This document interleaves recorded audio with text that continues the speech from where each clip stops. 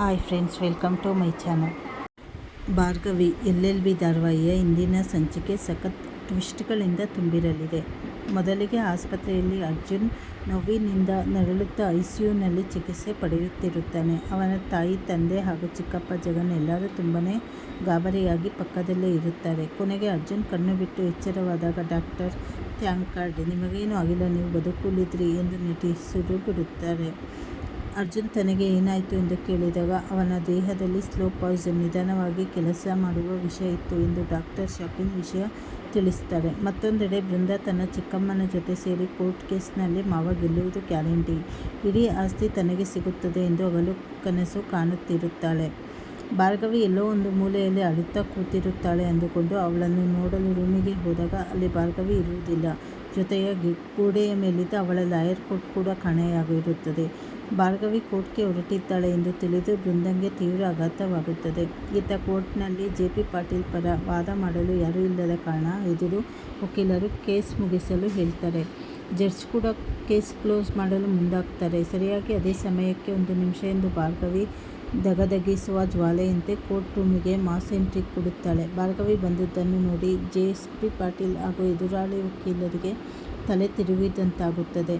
ಯಾಕೆಂದರೆ ಭಾರ್ಗವಿ ಇದುವರೆಗೂ ತಾನು ವಾದಿಸಿದ ಯಾವುದೇ ಕೇಸನ್ನು ಸೋತ ಇತಿಹಾಸವೇ ಇರುವುದಿಲ್ಲ. ಕೂಡಲೇ ಬೃಂದಾ ತನ್ನ ತಾಯಿಗೆ ಫೋನ್ ಮಾಡಿ ಭಾರ್ಗವಿ ನಿಮ್ಮ ಮಾತು ಮೀರಿ ಕೋರ್ಟ್ಗೆ ಹೋಗಿದ್ದಾಳೆ ಎಂದು ಟೆನ್ಷನ್ನಲ್ಲಿ ಹೇಳ್ತಾಳೆ. ಆದರೆ ಅವಳ ತಾಯಿ ಗಾಬರಿ ಆಗಬೇಡ, ಅವಳನ್ನು ಕೋರ್ಟ್ಗೆ ಹೋಗಲು ಹೇಳಿದ್ದೆ ನಾನು ಎಂದು ಟ್ವಿಸ್ಟ್ ಕೊಡುತ್ತಾಳೆ. ನಂತರ ದೇವಸ್ಥಾನದ ಫ್ಲ್ಯಾಶ್ಬ್ಯಾಕ್ ದೃಶ್ಯ ಬರುತ್ತದೆ. ಅಲ್ಲಿ ಭಾರ್ಗವಿಯ ತಾಯಿ ಅವಳಿಗೆ ನಿನ್ನ ಮಾವ ಮತ್ತು ಯಜಮಾನರ ಪ್ರಾಣ ಉಳಿಸಲು 2 ಜೀವಗಳನ್ನು ರಕ್ಷಿಸಲು ಕೋರ್ಟ್ಗೆ ಹೋಗಿ ವಾದ ಮಾಡುವಂತೆ ಮಾತು ತೆಕ್ಕೊಂತ ಮಾಡಿರುತ್ತಾರೆ.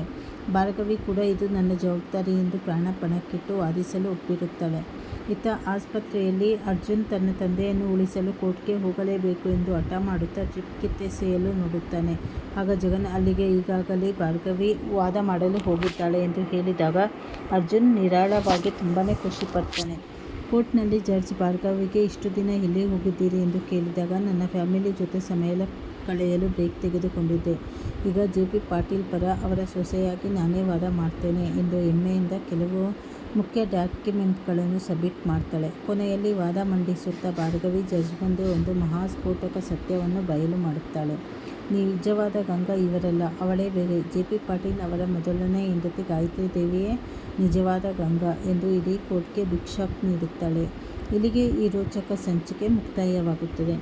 ಮುಂದಿನ ಸಂಚಿಕೆಗಳಲ್ಲಿ ಏನೇನು ಬದಲಾವಣೆ ಬರುತ್ತೆ ಅಂತ ಹೇಳಿ ಮುಂದೆ ತಿಳಿದುಕೊಳ್ಳೋಣ. ಹೊಸದಾಗಿ ಯಾರು ಚಾನಲ್ ನೋಡ್ತಾ ಇದ್ದೀರಾ, ಚಾನಲನ್ನು ಸಬ್ಸ್ಕ್ರೈಬ್ ಮಾಡ್ಕೊಳ್ಳಿ, ಹಾಗೆ ಲೈಕ್ ಮಾಡಿ, ಶೇರ್ ಮಾಡಿ, ಸಪೋರ್ಟ್ ಮಾಡಿ. ಧನ್ಯವಾದಗಳು.